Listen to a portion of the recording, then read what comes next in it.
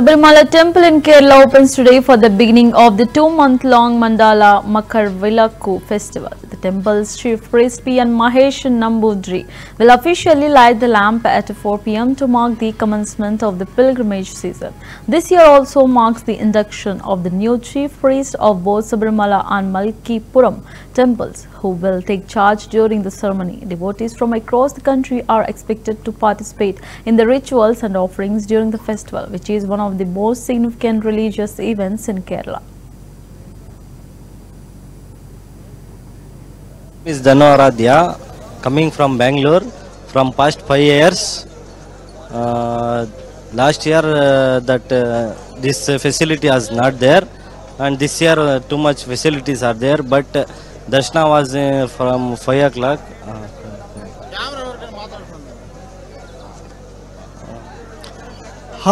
Hi to all, I am your Vishnu. I am expressing some information. A number of people came here, devotees came here. Awesome is God, Sabarimala, Swami Sharanamayappa. But this 41 from up to 50 days, you have to take care. A lot of has to do by government. This facilities as to more needed, a number of sheds needed, because people are going to come in these days, in these next days.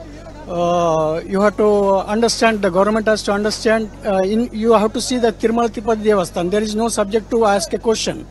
But these people were coming from other states also. It's with the love of everything, Kerala, with love of Ayyappa. I am only one saying, the Kerala means Ayyappa. You have to, Kerala means Vishnu, Lakshmi. You have to know, you have to do something more than better, because it's your government, your Lord, our Lord. Okay, the people of Kerala also are mostly happy because they not only for this, this opening only for 50-60 days. This has to be run for every time. It's like a 365 days.